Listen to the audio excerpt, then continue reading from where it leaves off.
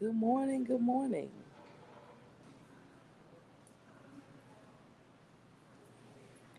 Good morning, everyone.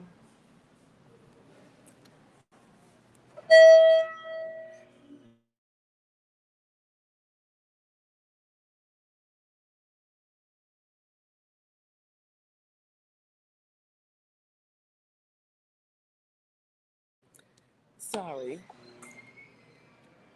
I heard the loudspeaker coming on. So, how are you all doing this morning? I am doing good. I'm running a little late.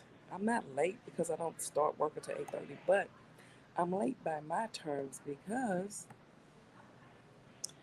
first of all, the line is long for my breakfast. So, hey, Taylor May, how you doing? I have no breakfast right now. I may get something later. But anyway, the title, when someone shows you who they are, believe them. Y'all know who that came from. Maya Angelou.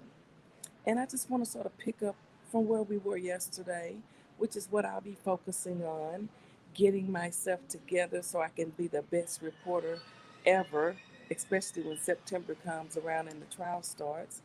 When Tim started showing himself, showing who he was in the latter part of season one, we should have just believed who he was. Yes, facts, yes. We should have just believed. We should have believed instead of trying to pacify him and, oh, well, Janae, because at first I was like, that Janae, she just want his money and this, that, and the other. But Tim is unstable. He was unstable because anyone who sets up their nephew is unstable for sure. Tim always he had a, he felt like he was entitled and everything should just be given to him. And Miss Robbie owed him everything because he was her son and he had been locked up and out of her life for so long. So now that he's in her life, everyone should acknowledge him and treat him like the king that he is, her only child that's living, and give him whatever he wants. And he can pretty much get away with whatever he wants. Not true. Not true. Not true at all. He was a lying, deceitful person who stole some of his mom's money and was willing to take out a policy on her and lie and wait for her to pass. Fact, hey Kizzy and Taylor Made, how y'all doing? I don't have any breakfast, but I am hungry. I think I'm gonna get me some grits with a piece of sausage in it. But I just wanted to just talk a little bit more about he was controlling as yes, yes. But my thing was he was mean. The way he treated Andre and Charles. He just felt like it was his way or no way because he was Miss Robbie's son. He's been, locked up and in prison for all those years because of choices he made, because of his choices. That his mom should do whatever he wanted her to do. Come on, guys. I mean, if you watched it, and I watched every episode, every episode. He tried to just take over Miss Robbie's business and life. He did. But Miss Robbie, she peeped game. She knew him better than he knew himself. But cause she did have him after all. She did have him, you know. So she peeped the game that he was trying to run on people. Mr. Bussing was like, Tim is spending all this money. She's like, spending money, my money. Yes, her money. So yes, guys, when someone shows you who they are, believe them. We learned that from Mr. Tim Norman, which this is all focusing and centering around Tim Norman. Okay, that's what I'm doing now. That's my focus. Okay, reporting, the roving reporter is what I will be and what I am. Either you like it or you don't. Some will watch and some won't. Y'all should know by now. I really don't care what a lot of people think. Okay, okay. We're not gonna go there. We're gonna stick with Tim. So the only two people spoke is Taylor May. Facts. Kizzy, Kizzy. Okay, okay. Other than that, guys, I'm just passing away a little time because I'm gonna be starting work here in a minute, and I'm gonna go get me something to eat. But at lunchtime, we'll have another topic on Tim. I have some more information, some more court documents that I'll be going over. But when he showed us, he was showing us what he was capable of in season one, which led up to Andre having a hit put out on him by his uncle because of Tim's jealousy and wanting all of the attention. Okay. And then he's so narcissist. He's such a narcissist. He went to Andre's funeral and sat there. That's a whole other. I did a whole video on that too. We're gonna revisit that. He even went to the funeral with his mama and sat there, but he never shedded a tear because now all of the attention could be on him. He wanted all of his mom's love and attention. That is a really sick person, is it not? How do you have someone put a hit out on someone and then you go to their funeral? Who does that? Allegedly, because if what the FBI and what these federal investigators are saying is true, and all of the evidence they have backs this up beyond a reasonable doubt, that's what Tim did. He had his nephew killed, then he went to his funeral and sat there in the church. That's sick. Yes, it is sick. He sat there in the church. I have the video footage. It's on. Go, go to my catalog history and type in Tim Norman, Andre funeral, whatever. It'll pop up. I did a video on it, honey. Yes, I did. Told y'all I've covered just about everything in this saga. May Andre rest in peace. Now that his assailants have finally been captured, and hopefully justice is coming soon. Pray for his mom, Miss Michelle Griggs, and Miss Robbie, because she's having, I mean,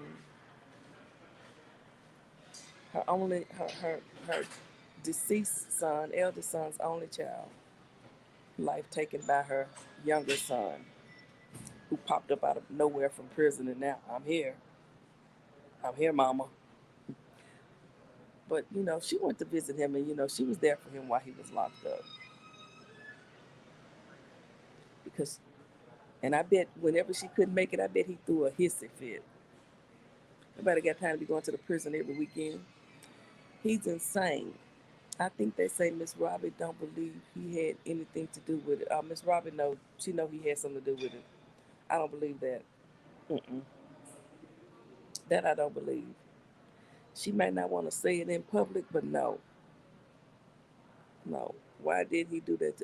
My personal opinion, Taylor,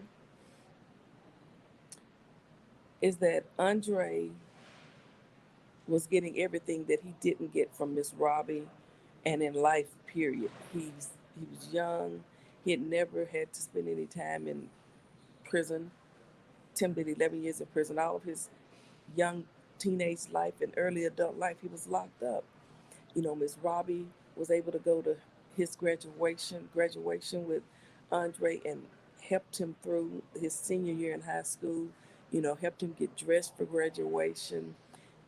He was jealous of him. He was jealous of him, and it came down to money.